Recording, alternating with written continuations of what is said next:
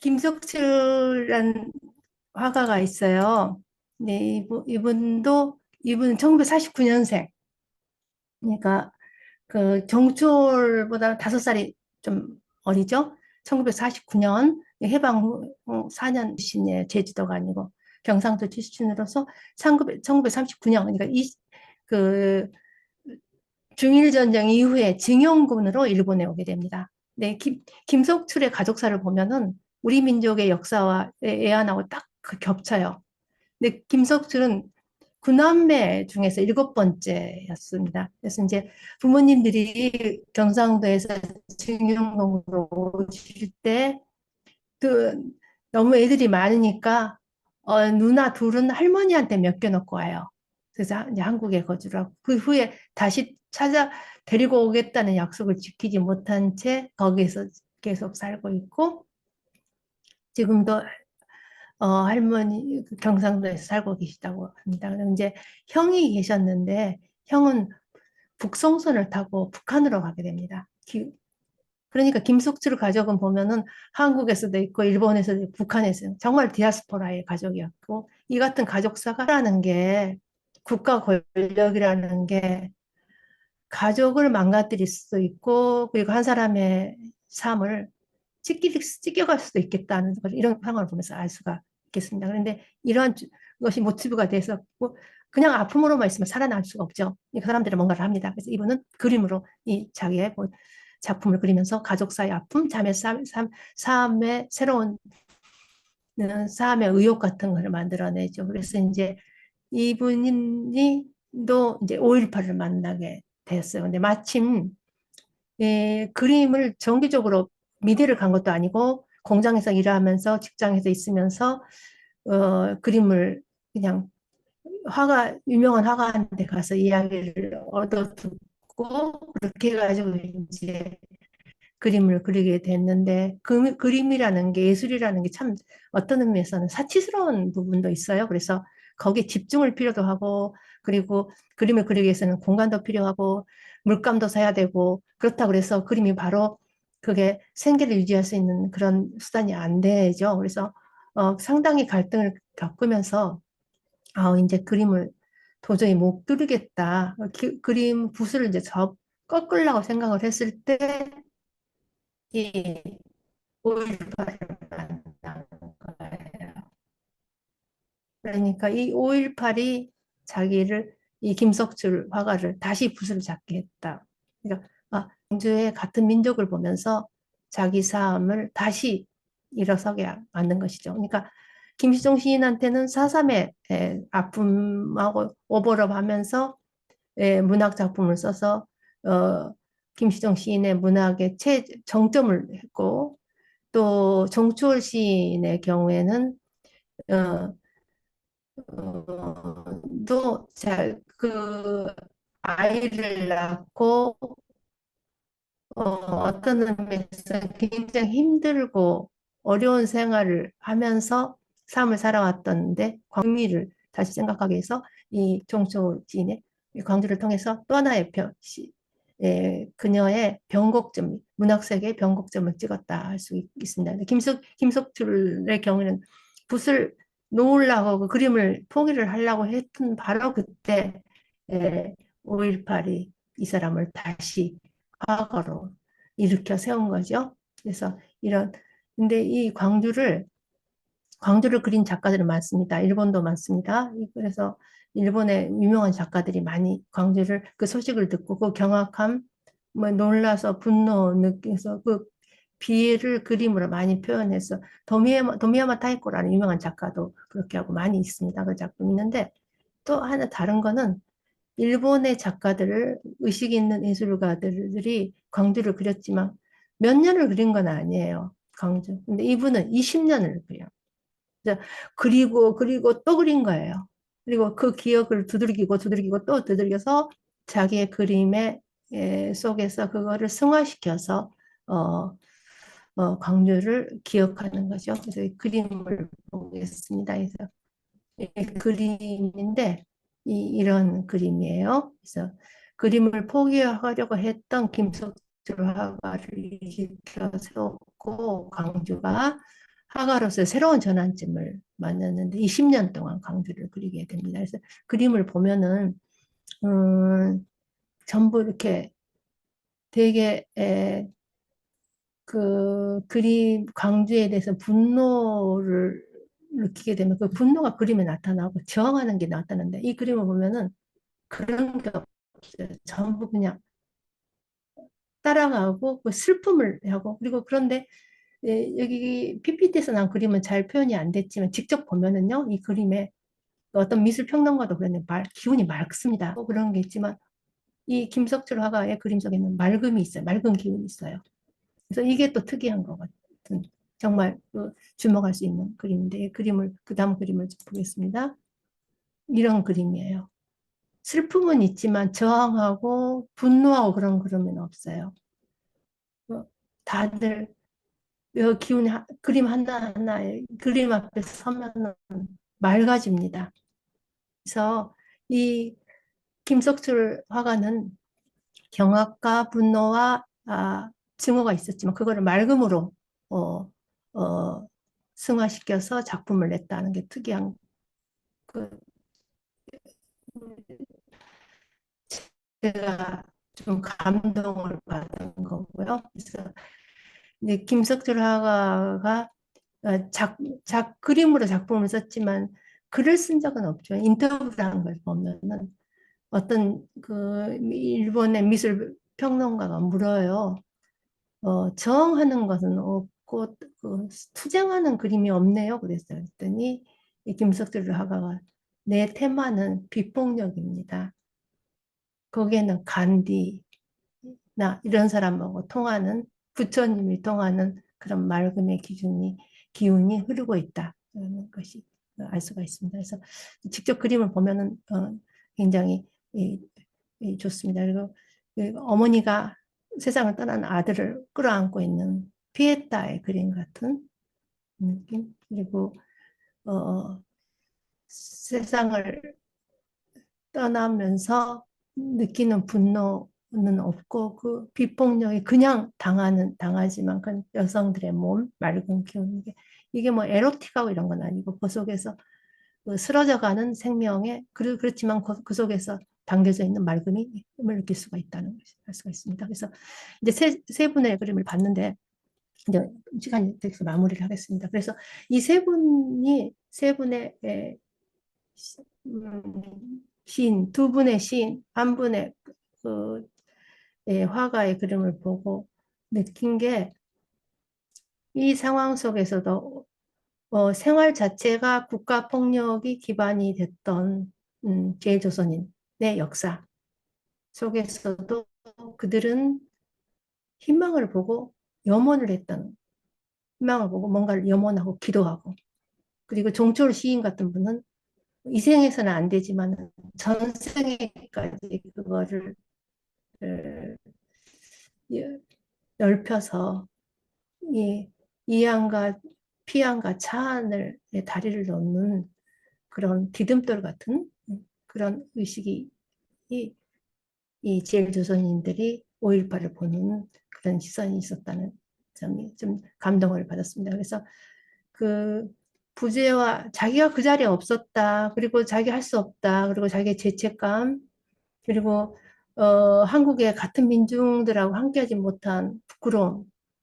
네, 그렇지만 거기에 그것이 그냥 아스러진 채로 남겨지지 않고 그 속에서 맑은 그 기운, 맑은 기운의 열정 같은 게 솟아났다는 것을 찾아볼 수가 있는 것 같고, 김시정 시인은 어떤 식으로 했냐, 그렇게는 자기는 회생으로 다시 돌아갔어. 이 사람들 전생은 아니지만 회생으로 다시 희망을 보고 염원을 했고, 정철 시인은 윤회 민중들, 그리고 세상을 떠난 예, 영혼들하고 함께하고 싶다.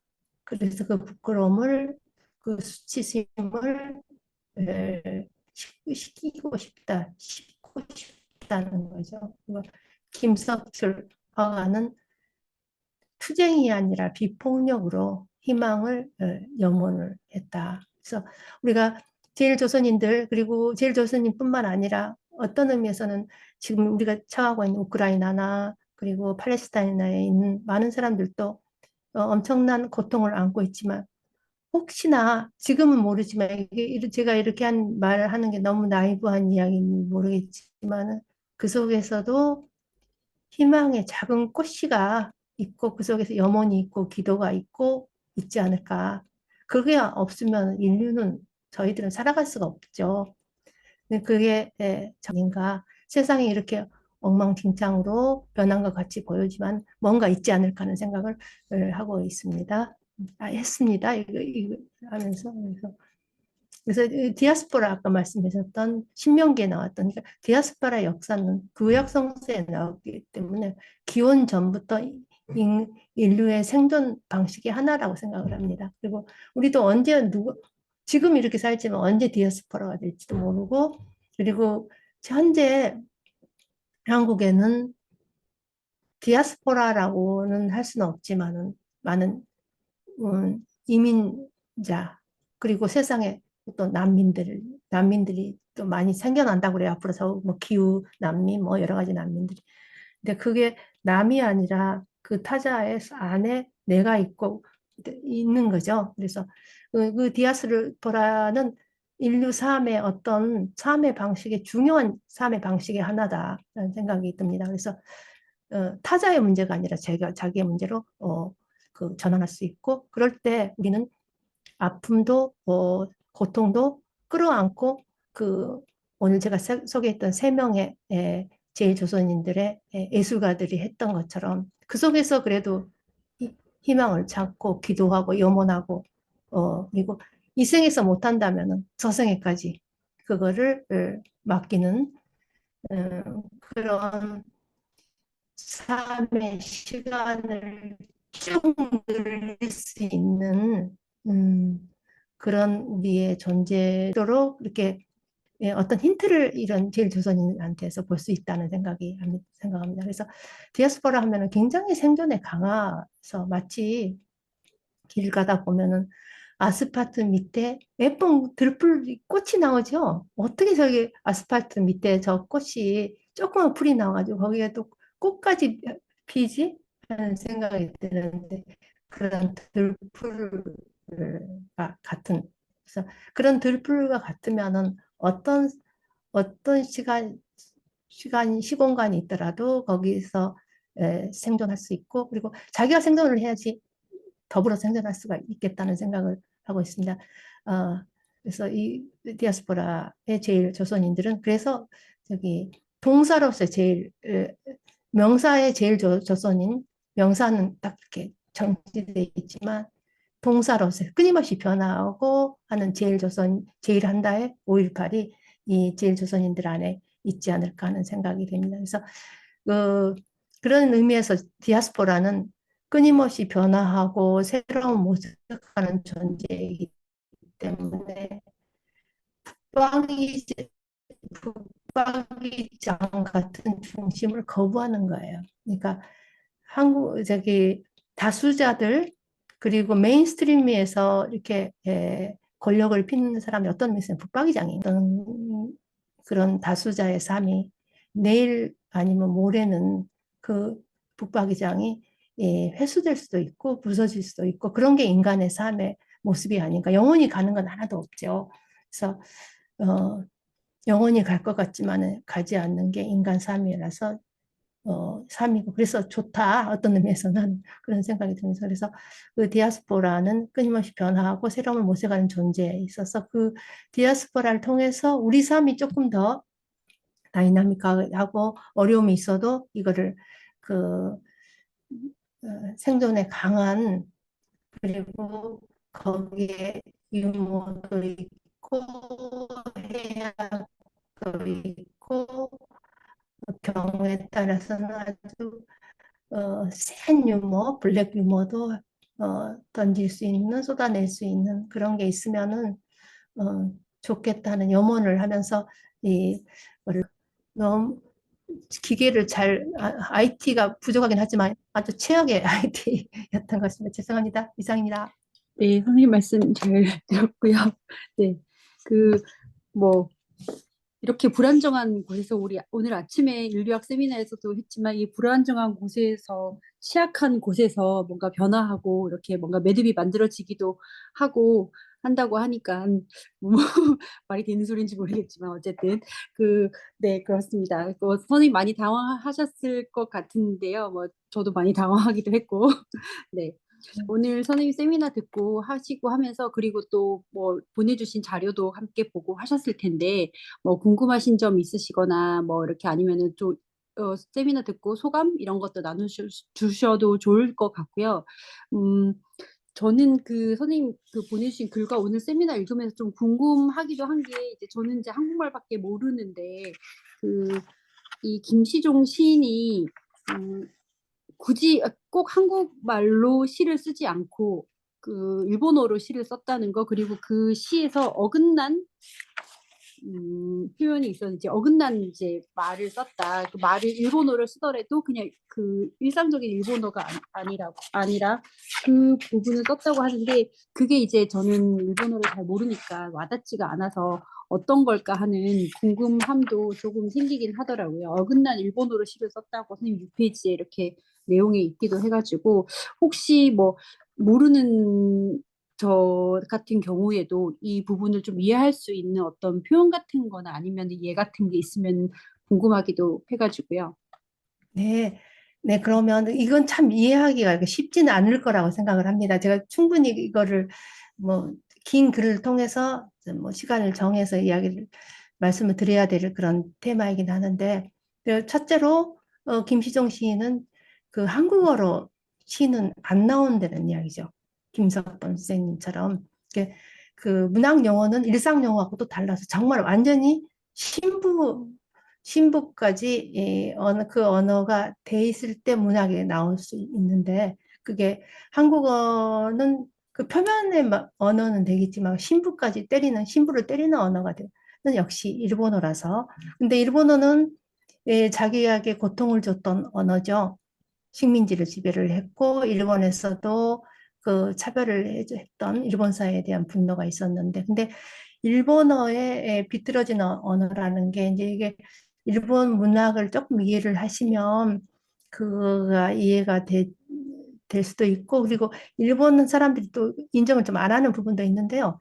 일본어의 경우에는 그 일본어 자체가 굉장히 부드러운 그리고 자동차로 이야기하면 브레이크가 없는 언어를 사용을 하는 것이 일본 문학의 전통이에요. 그러니까 언어하고 표현 사이에 브레이크가 별로 없어요.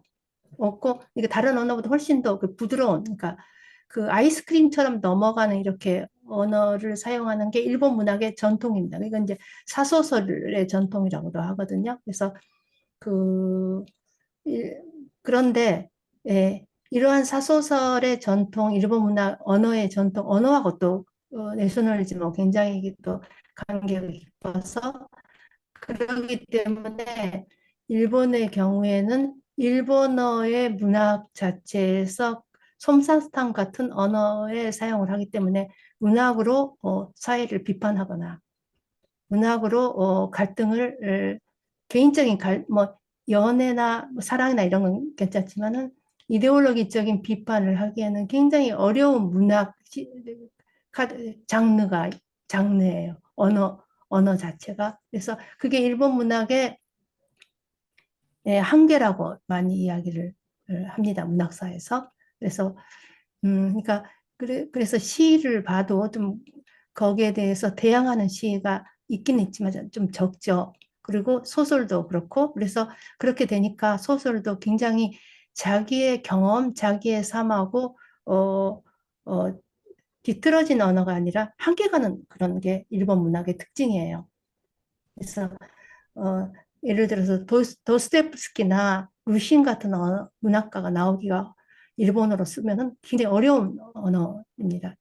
그게 이제 일본 문화의 특징이고 그거를 조금 더 비약을 해서 이야기를 한다면은 일본 사회의 특징이기도 한데 그 문화적인 문화적인 것을 강조함으로써 정치적인 사상적인 것을 덮어버리는 그런 게 있어요. 그래서 일본 사람들을 만나 개인적으로 보면 굉장히 부드럽습니다. 그렇지만은 정치적인 이야기를 하면은 조금 당황해요.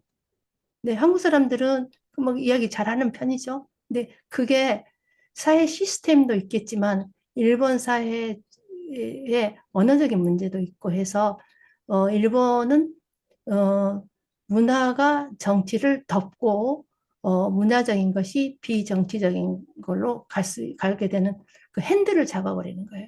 그래서 이제 그런 거를 직시하기가 일본 내에서는 참 힘든데 김시종이나 김석범처럼 외부자의 시선으로 보면 그게 보이거든요. 그래서 그렇게 해서 그거를 비틀어 솜사탕 같은 것에다가 뭐 고춧가루를 뿌린다던가 이렇게 해서 뿌려서 어, 어, 사회와 인간하고 격리시키는 그래서 그런 시를 쓰게 되죠. 그래서 김시종 시인이나 김석범 선생님은 일본어로 일본을 어, 비판하고 일본을 복수한다는 게 그런 의미 같습니다. 네. 네, 감사합니다. 다른 선생님들도 혹시 뭐 소감이나 뭐 질문 해주시면 좋겠습니다. 저희가 지난주에 채식주의자를 읽고 또 세미나를 들으면서 그때 그 오선미 선생님께서 해석하시는 부분에 어떤 부분이 좀 놀라운 부분이 있었는데 4.3이나 5.18이라는 그 어떤 사건에서 그 사건 자체에 대한 이야기보다 사건을 내가 어떻게 마주할 것인가에 대한 자기 문제에 대해서 말씀하셨거든요. 그 사건을 대한다는 점에서 예술가들이 각자의 방식으로 그뭐 시 혹은 그림 이렇게 자기만의 방식으로 그림을 또 이제 어떤 스타일로 표현하신다는 점에서 그런 것과 같이 연결돼서 오늘 아주 너무 잘 들었고 되게 의미가 깊었고요. 저는 선생님께서 처음에 말씀하실 때 그 국가를 놓고 생각할 수 없는 그런 것들이 많잖아요. 저희 현실적으로는 음. 국가를 기준으로. 그래서 저는 되게 좁게도 일본에 대한 어떤 그 막연한 어떤 부정 그런 게 있었습니다. 근데 그 어, 제가 어떤 김희종 선생님 다큐인지는 모르겠는데 어떤 다큐를 볼 때 4.3에 대해서 제사를 지내는 일본 분들이 계신 거예요. 그걸 보면서 내가 국가 차원으로 봤던 그 인식, 그 일본에 대한 인식과 개인 차원 그렇게 사람으로 봤을 때 어떤 사람들의 어떤 그런 것들을 봤을 때 아, 이건 뭐지? 라는 깜짝 놀라는 부분이 있었어요. 그래서, 내가 국가적으로 이렇게 바라보는 어떤 그런 부분이 있었구나라는 생각이 들어서 오늘 선생님 말씀과 그 부분이 되게 많이 떠올랐는데, 그 일본 내에서도 그 한국에 대해서, 이렇게 한국으로 생각하는 게 아니라 어떤 사건에 대해서, 사람에 대해서 생각하는 경우가 많이 있겠구나. 뭐 이런 생각도 들었습니다, 선생님. 감사합니다. 네, 감사합니다. 제가 일본에 와가지고 아마 다른 나라에서 가서도 그럴 것 같은데 일본이 특히 그래요. 일본의 국가하고 개인의 격차? 이렇게 큰 차이가 없다는 생각이 들거든요. 그래서 국가 하는 짓들을 보면 도대체가 좀 이상해요. 근데 그 가까이 있는 사람들을 보면 아니거든요. 근데 이거를 어떤 사회학, 정치의 사상사를 갖다가 이론을 갖다 붙여도 해석이 잘 안 되는 거예요. 그래서 지금 저는 일단 지금 그 보류를 하고, 포기는 아니지만 보류를 하고 있습니다. 그래서 일본의 경우에는 그런 경우, 그러니까 5.18이 났을 때도 많이 그렸어요. 일본의 뭐 화가들도. 그리고 그러니까 저희들이 이 국가라는 그 큰 틀을 어떻게 상대할 건지 그게 참 과제인 것 같아요. 그래서 예, 되도록이면은 국가를 의식하지 않고 사는 사람이 개인 삶으로는 굉장히 행복할 것 같은데 의식 안 할 수는 없죠. 그게 안 하면 또 더 큰 중압감으로 오는데 이제 그게 과제인데 그거를 어떻게 뚫고 갈 건지 할 경우에는 뭐 특별한 방법이 지금까지는 잘 생각이 안 나서 각 분야에서 교류를 하고 그래서 그런 의미에서 예술, 문학 작품 그리고 글을 읽고 같이 교류를 하고 걸어보고 체험하고 그렇게 해서 하나하나 자수를 해서 한 뜸 한 뜸 바느질을 하듯이 할 수밖에 없나는 게 제가 일본에 30년 넘게 살면서 그렇게 생각을 하게 됐습니다. 그래서 아마 일본 사람도 한국에 대해서 관심은 별로 없지만 그래도 관심 있는 사람이 많이 나왔지만 그 편견이 있는 사람이 있을 수 있던데 일본 한국에 근데 직접 만나면 다 한국 사람들이 좋다고 하는 사람들이 많이 이야기를 들어요. 근데 이 그래서 국가 권력 폭력이라는 게 진짜 우리 인간 삶에 큰 영향을 미치니까 이거 진짜 경계를 해야 되겠다. 그래서 그런 의미에서 좀 공부를 해야 되겠다 생각을 했어요. 요즘 내가 국가 그거 좀 도망가고 싶었는데 도망가고 이렇게 그런 생각을 하게 됩니다. 근데 예, 이게 큰 과제인 것 같아요. 저는 그 강의 들으면서 이 이렇게 바다 건너 일본에서 그 서울도 아니고 광주에서 벌어진 일에 대해서 이 정도의 감수성과 이걸 계속해서 특히 이제 김석주 화가님은 20년 동안 이걸 그렸다는 게 예, 되게 놀랐어요. 왜냐면 그냥 만약에 그런 디아스포라 이런 제목이 없었다면 그 이한일 열사의 그 어머니가 살고 계시는 광주 양림동에서 이분들이 다 활동을 했다고 해도 믿을 정도로 그러니까 제가 드리고 싶은 말씀은 그렇다는 게 소감은 우리가 어떤 거에 대해서 분노를 하고 막 느끼는 거는 내 눈앞에 보이고 굉장히 가까이 있을 때 정도 돼야 조금 느끼는 것 같고요. 그러니까 광주를 벗어나서 하다못해서 서울에 있는 사람들도 잘 못 느끼는 경우가 되게 많은데 어떻게 보면 그 거리가 감수성의 거리랄까 이런 것들은 훨씬 그 세 분의 예술가가 더 가깝다는 생각이 또 들기도 하고 지금 얼마 전에 개봉했던 서울의 봄, 5.18을 음, 보면서도 젊은 아이들이 이런 역사적인 사실이 있냐고 깜짝 놀랐다는 거예요. 그래서 아니, 이 정도로 역사적인 거를 모르나 할 정도로 근데 저는 개인적으로 그 광주 출신이고 5.18 때 제가 7살이었거든요. 그래서 그때를 겪었던 사람인데 제가 그 서울에 와서 놀랐던 거는 서울 사람들도 관심도 없고 잘 모르더라고요. 정말로 정말 몇몇 이렇게 막 공부를 하고 이러지 않으면 잘 모르고 굉장히 결국은 이제 오늘 얘기 들으면서 사람들이 상관이 있다고 하는 게 뭘까? 어느 정도를 나랑 같이 뭔가 하는 이유? 아니면 내 일이라고 생각할까? 어떤 거는 완전히 남의 일인데 그래서 그런 제일 아무튼 그런 분들이 제일 조선인이 이렇게 했다는 거에 대해서 사실 놀랐고 아까 그 그림도 그 비폭력인데 그냥 제가 그림에 대해서 아무것도 모르는 제가 봐도 이거는 마치 그냥 버림받은 천사가 굉장히 사람들 여기 와서 고생고생한 천사가 하늘로 올라가는 것 같은 굉장히 그런 그런 감상 이런 게 좀 들더라고요. 재밌었습니다. 네, 감사합니다. 그러니까 그 철학적인 그 질문한 사람들이 있어요. 자기 고향의 죽음하고 그 멀리 떨어져 있는 전쟁에서 죽은 사람들의 죽음을 애도하는 게 어떤 게 더 진한 건가? 뭐 그게 철학적인 거. 네, 여러 가지 의견이 있겠죠. 음, 음. 근데 아, 제가 느끼기에는 네가 가까운 사람의 예, 그 일상적인 건 굉장히 소중하고 그렇지만 이것만 갖고는 삶이 재미가 없어요.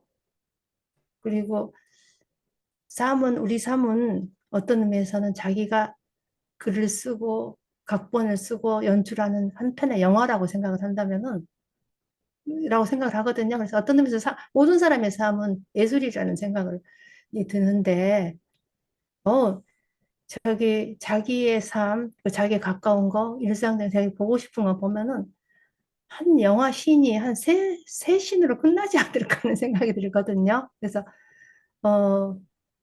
좀 풍요롭고 조금 자기 삶을 예술적으로, 아픔이 있더라도, 근데 그 아픔이, 아픔을 쭉 찾다 이렇게 걷다 보면은 반드시 거기에서 또 다른 또 기쁨도 만날 수 있다는 생각이 들거든요. 그래서 뭐 선택의 문제고 다른 사람한테 관심을 안 갖는 사람은 막 야단치고 그럴 수는 없지만 좀 그렇게 살면 좀 재미가 없겠다는 게 제 생각입니다. 네. 선생님, 저도 질문 하나 드리고 싶은데요. 네, 그, 선생님, 안녕하세요. 네, 선생님 안녕하세요. 강의 오늘 너무, 되게 여러 가지 생각이 들면서 듣게 되었고요. 오늘 강의 중에서 선생님이 이제 마지막에, 제일 한다? 이렇게 동사로서 말씀해 주셨는데, 보통 저희가 뭐, 삶과 살다, 이렇게 명사, 동사, 용어를 이렇게 구분되어 네, 좀, 차이가 좀 있잖아요. 그래서 네, 선생님께 그 제일과 제일 하다, 이런 네. 것의 어떤 차이와 선생님에게 그 제일한다는 어떤 의미인지 좀 이런 거에 대해서 좀 자세히 듣고 싶습니다. 네. 그래서 제일 한다는 건 제 표현이 아니고 김희정 선생님의 표현이기는 하고 김문한데 그러니까 제일이라는 말도 참 우습죠. 일본에 있다. 이게 명사가 되는 게 일본어 자이니치라 그러거든요. 근데 이것 자체도 좀 이상하다 하는 생각이 좀 들어요. 그런데 그렇게 이제 그걸로 어떤 의미에서 렛대를 딱 박는 거죠. 근데 렛대를 박으면은 그게 스테레오타입이 돼서 거기 안에 움직임이 없어요. 근데 생각해보면 어제의 나하고 오늘의 나는 좀 달라야지 재밌죠. 그게 삶을 사는 거잖아요.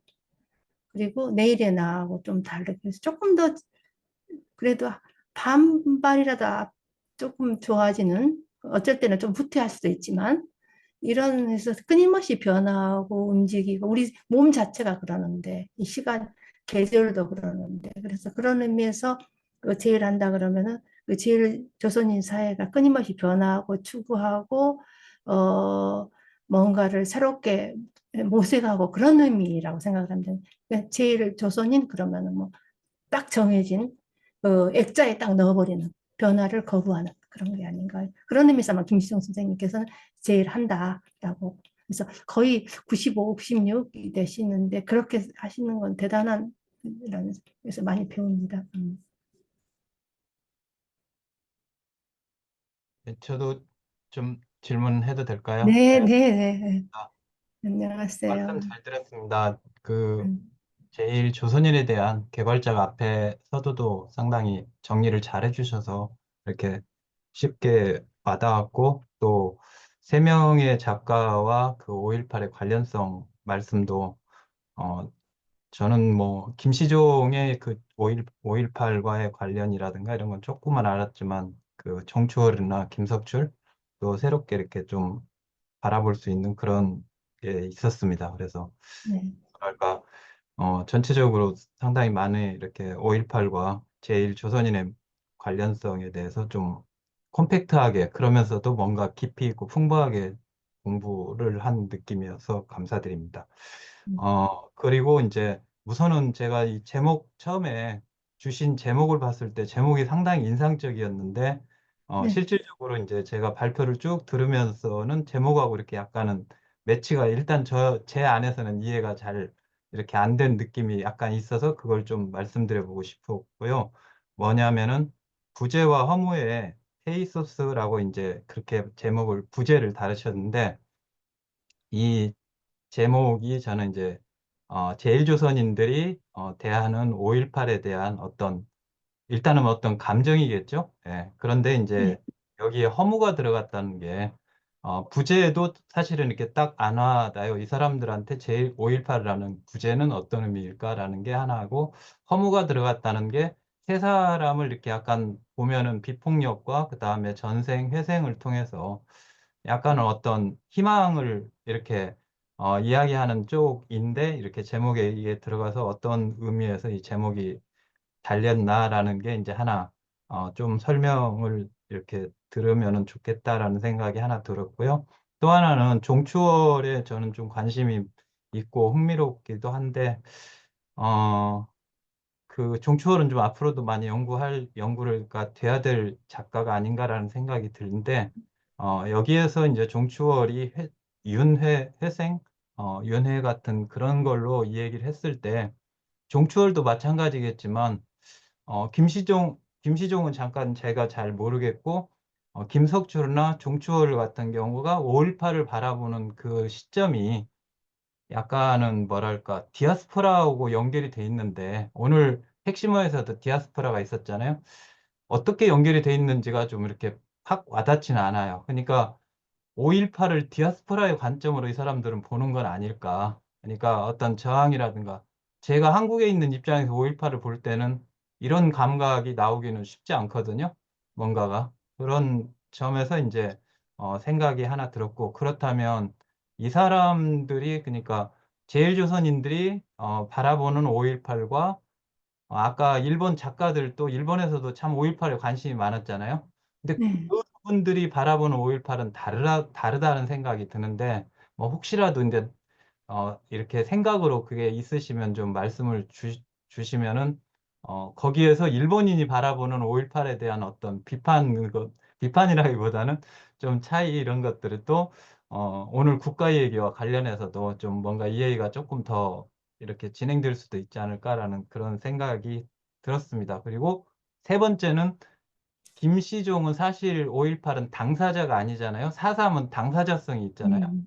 그러면은 김석범 오늘 다루지 않았으니까 김시종한테 5.18이 당사자가 아니고 4.3은 당사자로서의 이야기를 할 때 그 울림은 뭔가가 다르지 않나라는 생각이 드는데 선생님께서는 그건 의식을 하시면서 김시종을 좀 보셨는지 아니면 그냥 김시종이 5.18, 4.3의 역사를 대하듯 5.18을 대한다고 생각을 하시는 건지 세 가지가 조금 이렇게 한번 더 들으면은 좀 더 공부가 많이 될 것 같습니다. 감사합니다. 네, 감사합니다. 제가 그, 그 IT, 이번에 여기가 PPT 줌이셔 해가지고 충분히 말씀을 담아을 해가지고 말씀 못 드리는데 첫째로 그 제목, 부재와 허무와 페이소스죠. 그래서 이게 상당히 잘 매칭이 안 되는 그런 언어일 수도 있어요. 근데 먼저 부재라는 게 우리가 보통 이야기할 때 있어야 되는데 없는 거죠. 그러니까 이 제일조선인은 일본에 살면서도 항상 자기는 언젠가는 한국에 가야 된다, 고향에 가야 된다. 그게 있어요. 그러니까 특히 1세, 2세, 지금 뭐 3세, 4세, 5세는 그렇게 안 되죠. 그러니까 제일조선인들의 경우에는 그래서 일본 국적을 취득을 안 하죠. 언젠가는 가야 된다. 지금 여기 있는 거는 임시 거처라고 생각을 한 거예요. 그래서 있어야 되는데 못 갔다. 그 부재가 있고, 그런데, 가서 저렇게 힘든데, 일본에서는 그래 안정이 돼 있잖아요. 차별은 받는다 그래도 안이하게, 지금, 그, 광주에서 있었던 군인들이 와서 뭐, 총을 쏘고 이런 건 아니기 때문에, 그냥 일상을 지내고 있다. 그래서 거기서 그런데도 자기네들은 함께하지 못한 뭐 쓰고 무기력해서 너무 허무하죠. 아무것도 할 수 없게 무기력감을 느끼고 그것을 계속해서 고민을 했는데 그 고민 속에서 뚫고 나온 게 문학 작품이고 그림인데 근데 그 고민 속에서 있는 거는 꺼져가는 잿더미가 아니라 거기에서 그 고민 속에서 뭔가가 피어난 거예요. 맑은 그 불꽃이. 그래서 페이소스. 그러니까 있어야 되는데 없다. 수치스럽다. 너무나 부끄럽다. 미안하다. 그리고 그렇지만 나는 아무것도 할 수가 없다. 그러니까 어떤 의미에서 서울에 사는 사람이 광주 사람들한테 그렇게 안 할 것 같아. 근데 내 고향을 떠난 디아스포라. 그렇지만 항상 그리움이 있죠. 그 그림이 있고 가야 돼. 여기는 임시 거처야. 가야 돼. 그리고 주위에 일본 사람들을 저항하면서 가야 돼. 예, 그런 마음이 뭐 다들 좀 있었어요. 1세, 2세. 그렇지만 그래서 그 5.18을 그 일본의 매스컴에 접하면서 굉장히 놀랐고 그렇지만 아무것도 할 수 없고 그래서 시를 쓴다. 온몸을 던 혼혈의 힘을 다해서 시를 쓰고 그림을 그려. 그리고 그러면 그걸 통해서 광주의 민중과 쓰러져 갔던 광주의 민중의 영혼에 대해서 진호를 하겠다는 마음이 아주 굉장히 강렬하게 솟아나온 건데, 그래서 그런 의미에서 보면은 한국에 있었던 저는 좀 부끄러운 생각이 들어요. 두려움밖에 없었고 뭔가를 했어야 되는데 하는 생각은 있었지만 굉장히 막연하게 잘 몰랐고, 그래서 그런 의미에서는 제일조선인들이 굉장히 강렬하게 나라를 생각하고 있구나, 나라보다 너무 민중을 생각하고 있구나, 그렇고, 그 다음에 두 번째로 말씀하신 게 김시정 시인이 예, 그 김시정 시인이 4.3하고 5.18. 근데 김시정 시인의 가슴에는 열어보진 않았지만 항상 4.3의 상처가 이렇게 쭉 가슴 속에 깔려 있지 않나. 이렇게 집을 짓다 그러면 토대를 세우잖아. 집 토대, 기초공사. 그 기초공사에 항상 거기에 있고 그게 그대로 있는 게 아니라 떨어져 있기 때문에 그 4.3의 아픔 그리고 미안함, 이것도 부재예요. 4.3도. 부모님을 두고 자기 그냥 미라고 했잖아요. 근데 부모님이 내 눈 닿는 곳엔 너는 죽지 마라. 그러니까 가라고 해. 그렇지만 부모님을 다시는 보지 못했던. 그래서 항상 그 마음의 부재에 대한 부끄러움, 부재에 대한 죄송함, 그게 가슴에 항상 있고, 그게 이제 김시정 시인의 시가 돼서 터져 나왔죠. 근데 그 위에 5.18은 또 똑같이 그 위에, 토대 위에 덮인 거예요. 어떻게 그게 같이 될 수 있으면 국가폭력이라는 것 때문에. 국가폭력에 의해서 생명을 앗아간다는 공통항이 있었던 거예요. 그러니까 어, 당사자가 아니고 직접 경험은 하지 않았지만은 그 시인의 가슴 속에는 똑같은 흐름 속에서 또 하나의 그 흐름이 겹친 거죠. 그래서 그게 더욱더 아픔을 가중시켰고 시를 쓸 수밖에 없었다 하는 게 듭니다. 그리고 그 일본에서도 5.18이나 한국의 민주화 투쟁에 대해서 엄청나게 많은 사람들이 관심을 갖고 글을 쓰고 많은 연구도 나와 있고, 이하남이라고 굉장히 그 제일 좋은 출판사에서는 항상 그게 매 세계라는 잡지에서 매월 나왔어요. 그림도 그리고. 근데 그렇지만 그분들은 한국에 가야 되는데 내가 일본에 있네 그러는 아니죠. 그냥 이웃이 힘들어한다. 근데 아무것도 못한다. 우리는 이것을 해야 되겠다 하는. 그러니까 당사자는 아니고 그뭐 외국인을 바라보는 눈이라고보다는 이웃을 바라보는 눈. 근데 제일 조선인은 그 집에서 사는 사람인데 잠깐 나온 거예요. 주재한 거예요. 그래서 일어났던 거. 그렇게 생각을 할 수 있다고 생각합니다. 그리고 정초라고 김석주하고 김시정은 역시 세대가 다르고 경험치가 다르고 태어난 것이 다르고 그리고 사용하는 언어도 달라서 어, 훨씬 더 디아스포라의 속성이 이 세대니까 더 강할 수도 있겠습니다. 그리고 김시정 시인은 제주에서 있었는데 왔기 때문에 어, 디아스포라보다는 어떤 의미에서는 잠시 난민으로 와 있다 뭐 이런 식으로 볼 수도 있지 않을까 하는 생각이 듭니다. 그래서 세대 간의 그거는 굉장히 달라요. 그리고 여성들의 것도 다르고 그리고 제가 조금 약간 제가 강조를 한 부분도 있는데 남성의 제일조선인들하고 여성의 제일조선 젠다에서 관점에서 보면 여성들이 얼마나 씩씩하고 당차고 일단 디아스포라도 좋고 제일조선인도 좋은데 우리한테 인간을 돌려줘 우선 빼앗긴 여성을 인간성을 우선 돌려받는 게 우리들의 제일조선인들의 여성들의 작품 활동 그리고 활동이에요.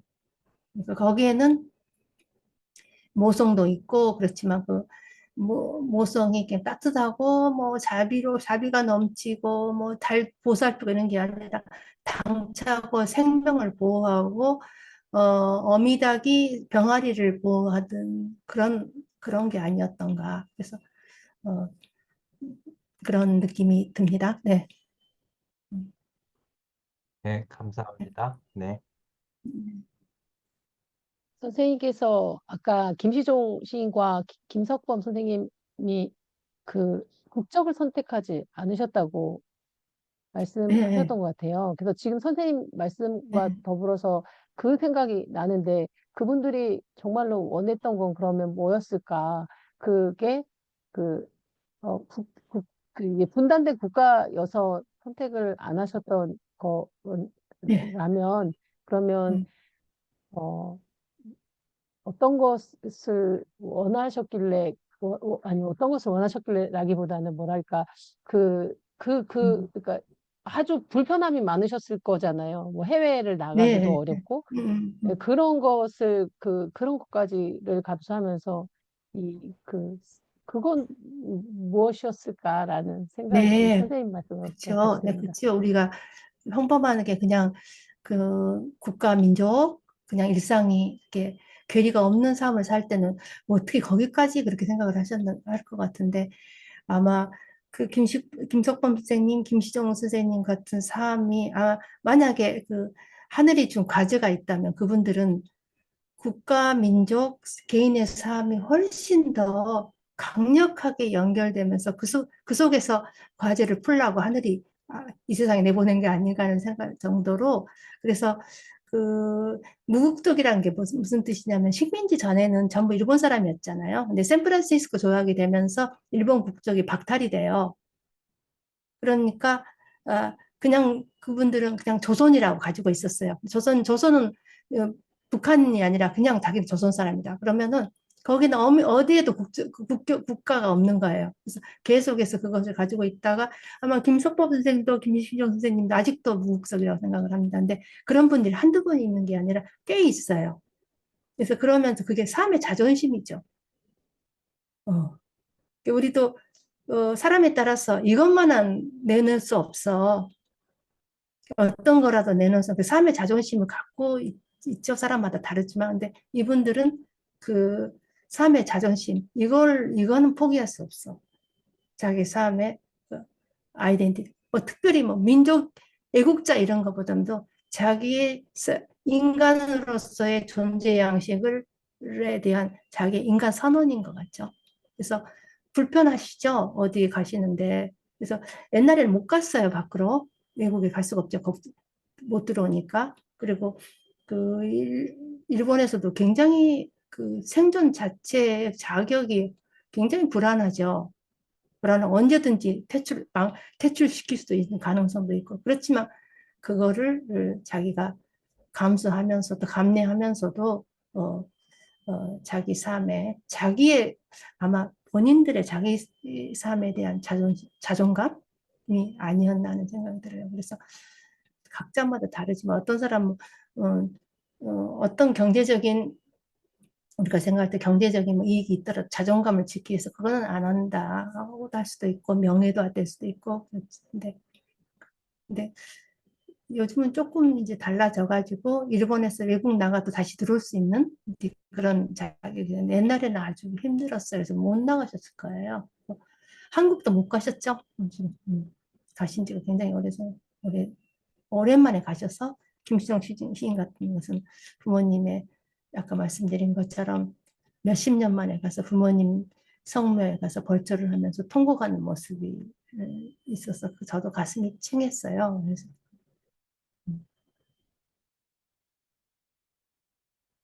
근데 그렇게 사는 분들은 굉장히 대단하고 어쩌면 저렇게 할 수 있을까 하는데 김시정 시인도 그렇고 김석범 선생님도 개인적으로 굉장히 부드럽고 연약한 면도 꽤 있어요. 근데 그렇게 사는 사람들을 보면 매력적이시더라고요. 뭔가 매력이 있어요. 인간의 매력은 저런 여러 군데서 이렇게 배양되는구나 하는 생각이 들고 특히 이제 그런 세월이 쌓이고 쌓이면 그게 더 이렇게 잘 나타나는 것 같습니다.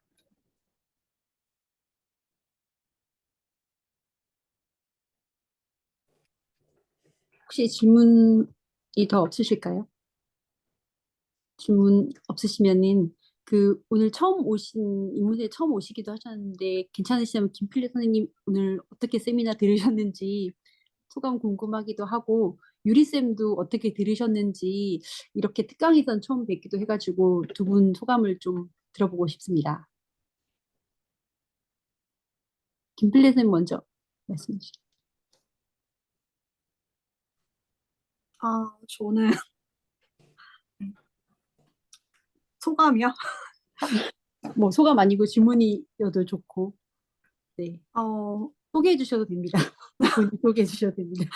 아니, 개인적으로 좀 되게 재밌게 제가 좋아하는 키워드들이 많이 디아스포라라는 키워드나 아니면 소수자라는 키워드가 이렇게 있으면 저는 거기 약간 꽂히는 경향이 있어가지고, 네, 그리고 예술적인 그런 거에 그러니까 소수자 입장으로 본 그런 예술인들의 삶에 대해서 볼 수 있는, 들을 수 있는 기회가 많이 없는데, 그런 강의가 열렸다고 딱 그걸 제목을 보는 순간 완전 꽂혀가지고 오늘 신청을 했는데, 네, 너무 좋았고, 이거는 사실 근데 그 강의랑은 상관이 조금은 없을 수도 있는데 질문 하나 해도 될까요?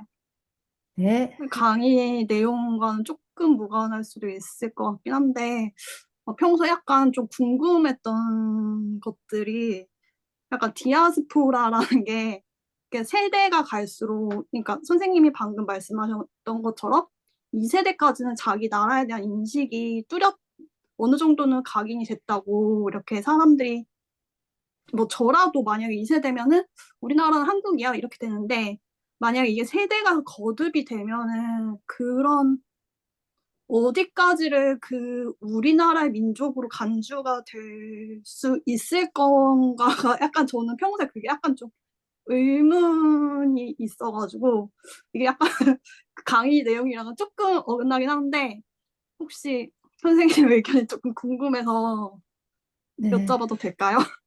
네, 감사합니다. 김필래 선생님, 제가 오늘 처음 오셨다는데 너무나 그냥 그 어리둥절하게 해서 죄송합니다. 좋은 질문이신데요. 그래서 우리가 그 누구를 같은 민족이라고 보느냐?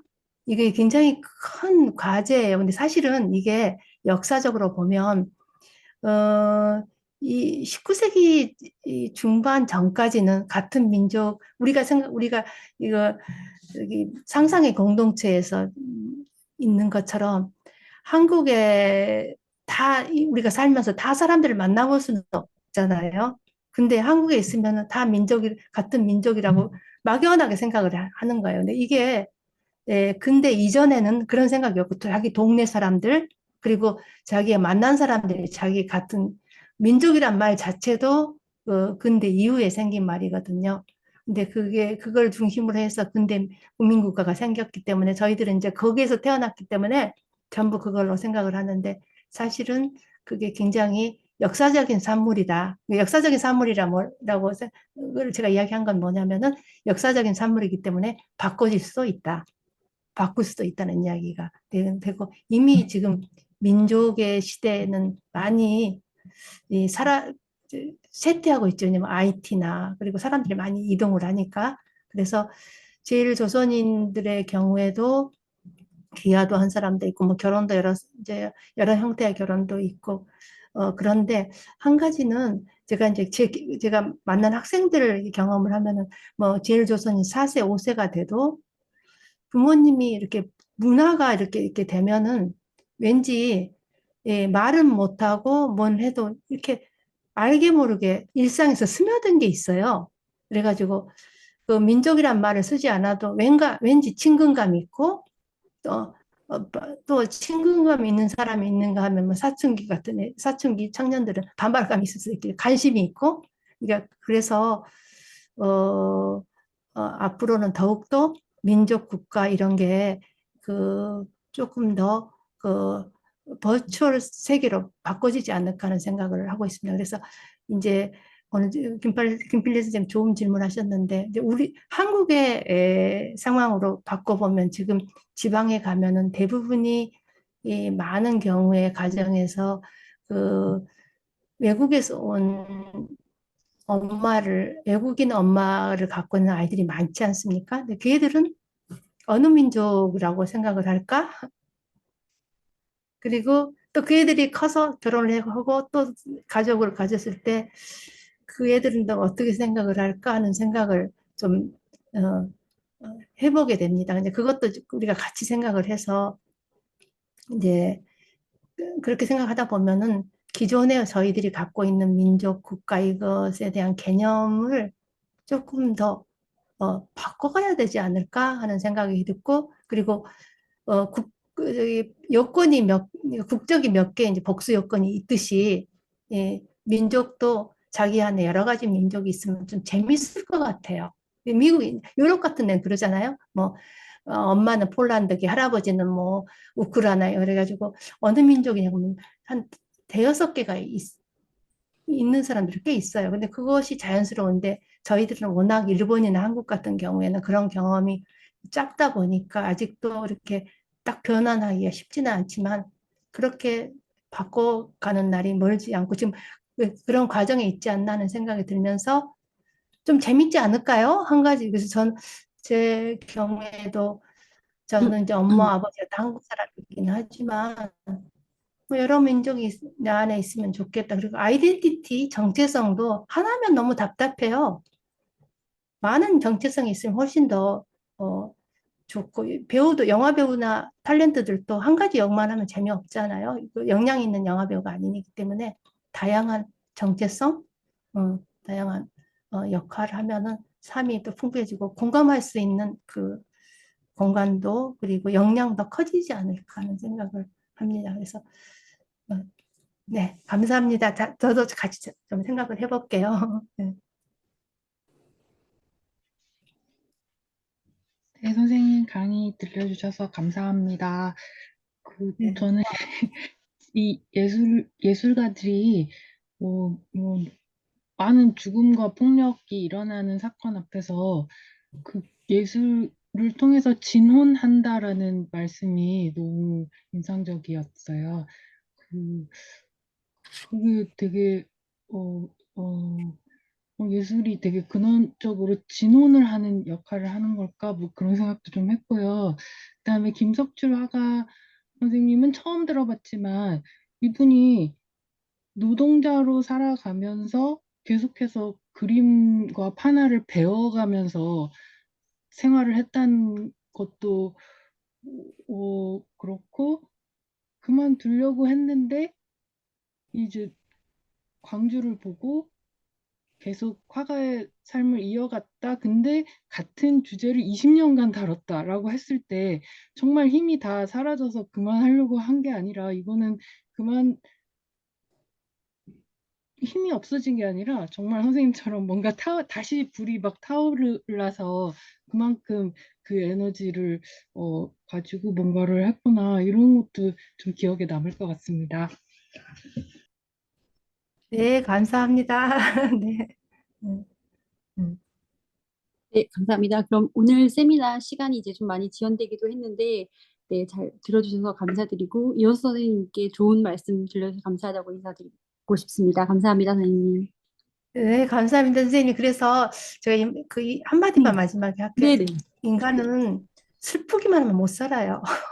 슬픔을 뚫고 나는 생명력이, 그러니까 슬프고 너무 고통스러우면은 그거는 장기간에 걸쳐서는 생존할 수가 없습니다. 없는 것 같아요, 제 경우에. 슬픔 속에서 뭔가를 찾고, 고통 속에서 뭔가를 찾고, 거기에서 풍요로워지고. 그래서, 고통을 일부러 찾아낼 필요는 없지만, 슬픔을 일부러 찾아낼 없지만, 우리가 삶에 마주하는 슬픔, 고통들도 버릴 것이 못 되고, 그리고, 그 속에서 예술도 나오고, 거기에서 조금 더 단단해지고. 근데 그게 혼자 하기는 쉽지가 않고, 같이 공감할 수 있을 때, 같이 이야기를 나눌 수 있는 그 학우들이 있을 때 너무나 그게 힘이 있게 새로운 것을 그 지평선을 활짝 여는 그런 게 되지 않을까 하는 생각을 하면서 오늘 인문세 선생님들하고 제 이야기를 같이 할 수 있어서 너무 좋은 시간이었습니다. 감사합니다. 감사합니다.